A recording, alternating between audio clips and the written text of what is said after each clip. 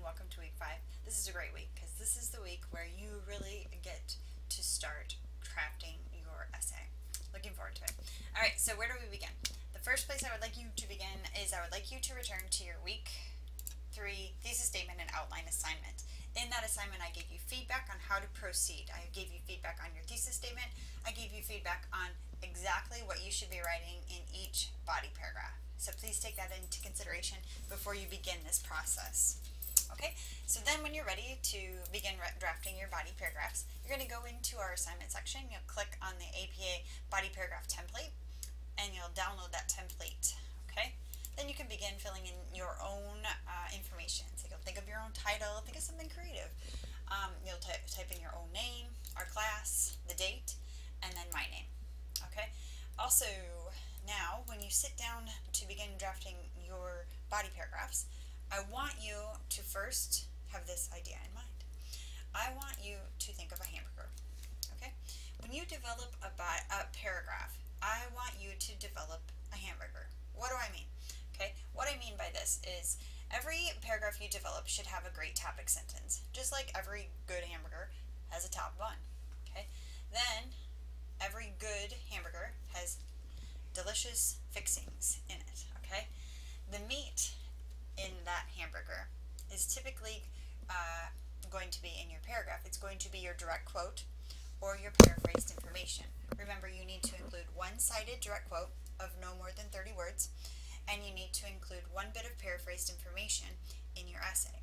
Both your direct quote and your paraphrase need to be cited using APA formatting. Okay, so also involved in a good hamburger are going to be like some things like ketchup, cheese, mustard, mayo, whatever it is you want to put on your burger. Okay, guac, whatever. I don't care what you put on it. Whatever you want to put on your hamburger, you put in it. Just like whatever you want to put in your paragraph, it needs to kind of work together. All of your supporting details, all of your thoughts on your direct quote, all of this needs to work together to build something that somebody would like to read or somebody would like to eat. Okay, and then every good body paragraph ends with a concluding sentence as well.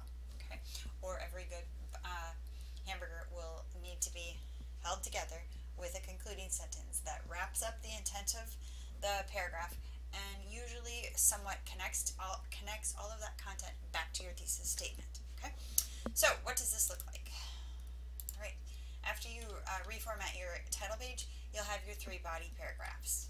Okay, somewhere, remember, so you'll have your topic sentence that will start out your paragraph, and you have your concluding paragraph or concluding sentence that ends your body paragraph, and then somewhere in there you need to have a direct quote.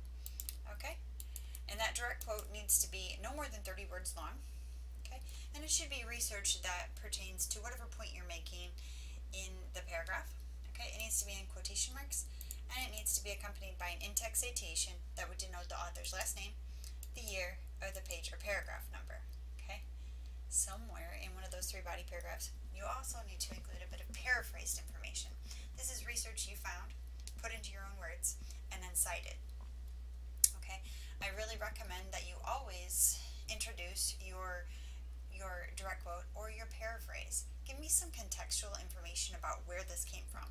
For example, when I include this direct quote, I write, to illustrate, based on the findings of a report published by the Department of Education, one expert noted, quote, the real promise of online education is providing learning experiences that are more tailored to individual students than is possible in classrooms, and that enable more learning by doing, which is more engaging and useful, unquote. Okay, so by giving some background information and signaling to the reader that I'm including research, I'm adding credibility to my essay. Okay, I'm telling you this information came from the Department of Education. It's great information.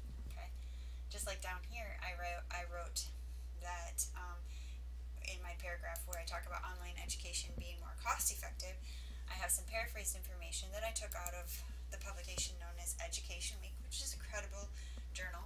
Okay, and then I had my paraphrase in there, and I have my in-text citation to denote where that paraphrase came from. So, all right, and then you'll have your 3rd body paragraph as well. Finally, don't forget to include your full reference citations. Okay, so full reference citations will denote all the bibliographic information from each source that you included in your essay. Okay, so I hope this helps this week, and if you have any questions at all,